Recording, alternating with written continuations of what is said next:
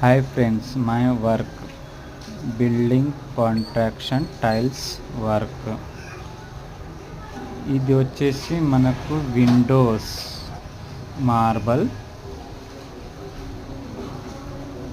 Sliding glass వేసుకుంటే super అనిపిస్తుంది, బాగా అనిపిస్తుంది. చున్నీ కూడా లుక్ అనిపిస్తుంది మనకి. ఇది out side wash area 12/18 tiles.